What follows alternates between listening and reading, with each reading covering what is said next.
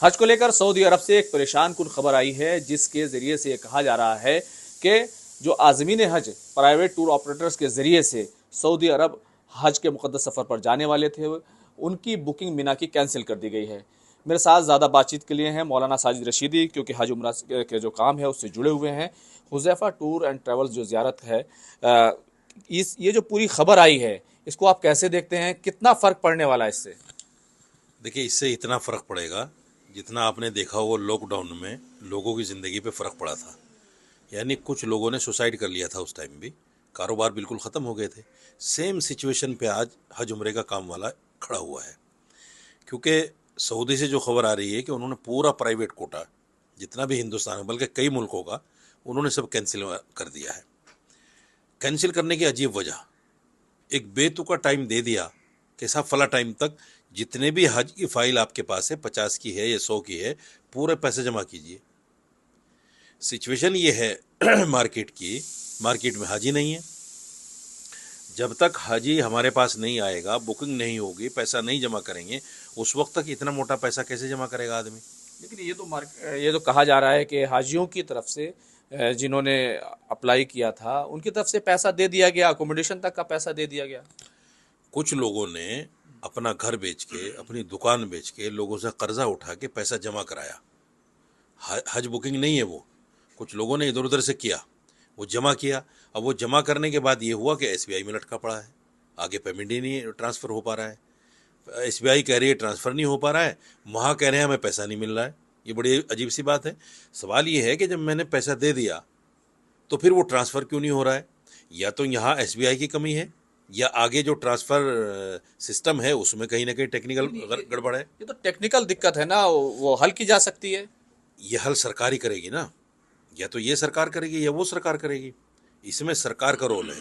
दूसरे ये है कि जो हमारे मिनिस्टर हैं, मिनिस्टर साहब के पास कोई ऐसा आदमी नहीं है इस वक्त में जो डायरेक्ट सऊदी एम्बेसी में बात कर सके और सही सऊदी लोगों से बात कर सके कि ये ऐसा हो क्यों रहा है हमारे मुल्क के साथ। हमारा इतना बड़ा मुल्क है, इतना बड़ा कंट्रीब्यूशन है हमारा सऊदी के साथ में, हम इतना यानी सऊदी को इतना मोटा पेमेंट जाता है हमारा हज के नाम पर, उम्रे के नाम पर। पूरा साल उम्रा चलता है। एक उम्रे वाला जो जाता है वो 200-2.5 लाख रुपये खर्च करके आता है। हाजी जो जाता है वो कम से कम उसका 7 से 8 लाख रुपये खर्च हो जाता है। तो ये इतना मोटा पैसा हम दे रहे हैं और फिर भी हमारे साथ ही दिक्कत आ रही है। लेकिन अब जो हाजी है, जो जाने की उम्मीद लगाए हुए बैठा था, उसने पैसे भी जमा किए, नियत भी की और एक अमाउंट भी जमा किया, अब वो क्या करे?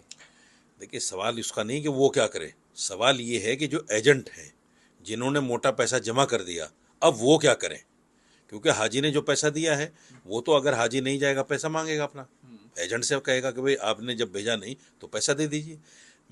परेशानी और मुसीबत तो एजेंट के लिए है। जो एजेंट हाजी से पैसा लेके एसबीआई को जमा कर चुका, आगे पैसा दे चुका, अब वो पैसा मिलेगा कि नहीं मिलेगा, क्या सिचुएशन रहेगी, कैसे होगा, हाजी को तो तुरंत पैसा चाहिए। दूसरी बात, एक चीज़ और मैं कहना चाहता हूँ, हमारी जो ऑल इंडिया हज उमरा एसोसिएशन है उसमें निकम्मे लोग बैठे हैं। वो कुछ करना नहीं चाहते, बोलना नहीं चाहते, आवाज़ नहीं उठाना चाहते, डेलीगेशन लेकर मिनिस्टर के पास एम्बेसी में जो एम्बेसडर है उससे मिलना नहीं चाहते, क्योंकि ये लोग जो है मज़े कर रहे हैं बैठे हुए। लेकिन अब देखें तो इस पूरे मामले को लेकर जम्मू कश्मीर के वज़ीर आला उमर अब्दुल्ला हो या फिर साबिक वज़ीर आला महबूब मुफ्ती हो, member of parliament Syed Nasir Hussain हो, इनकी तरफ से एक आवाज़ उठाई गई है और कहा गया है कि वज़ारत ख़ारजा इस मामले में जो है वो इस मसले का हल तलाश करे और कहीं ना कहीं जो है सऊदी गवर्नमेंट से बात करे। बिल्कुल होना चाहिए। देखिए, एक तो ऑल इंडिया हज उमरा एसोसिएशन, प्लस हमारी हज कमेटी, प्लस हमारी माइनॉरिटी मिनिस्ट्री जिसके अंडर में हज का सारा सिस्टम आता है, इन तमाम को चाहिए, तीनों लोगों को मिलकर चाहिए कि एम्बेसी के ऊपर या सऊदी जो गवर्नमेंट के ऊपर दबाव बनाए। दबाव ऐसा बनना चाहिए। मैं बता रहा हूँ कि इतनी बड़ी सिचुएशन में कल मीटिंग हो रही थी, कई लोगों की ज़बान से मैंने ऐसे अल्फाज सुने कि मैं खुद दहल गया। उन्होंने कहा साहब हम तो सुसाइड करने का वक्त आ गया हमारा, हम ऑफिस छोड़ देंगे, दिल्ली छोड़नी पड़ जाएगी। ये इस ये टूर और ट्रेवल्स का जो काम करते यस हैं। यस यस, बिल्कुल सेम सिचुएशन, लॉकडाउन वाली सिचुएशन है। भाई जिसका पैसा आगे फंस गया वो आज मिले, 2 महीने बाद मिले, 6 महीने बाद मिले, हाजी तो कह देगा कि लाओ जी मेरा पैसा दो तुरंत। उसने दुकान मकान बेच के हाजी से लेके दे दिया। हमने पैसा जब हमारी फाइल मंजूर हुई तब भी पैसा दिया, हमने टीसीएस और जीएसटी जमा करा दी, 30-35 लाख रुपए, प्लस और पैसा देना पड़ गया। दूसरे ये है कि जो हाजी से हमने लिया वो पैसा, प्लस हमको जो कि चूँकि पूरा पैसा जमा करना था और बुकिंग इतनी है नहीं, दुकान मकान बेच के लोगों से कर्जा लेके वो पैसा जमा करा दिया। अब वो पैसा आगे नहीं पहुंच रहा है और उस पैसे से हमें जो फ़ायदा मिलना चाहिए वो नहीं मिल पा रहा है। हाजी कहेगा लाओ जी मेरा पैसा तो आपने रास्ता क्या है अब? रास्ता यही है कि हमारी जो ऑल इंडिया हज उमरा एसोसिएशन है ये इस आवाज़ को उठाए और मजबूती के साथ उठाए, और ऐसी मजबूती के साथ उठाए कि जिससे सरकार भी मजबूर हो आगे बात करने के लिए सऊदी सरकार से, और मिलकर बैठे।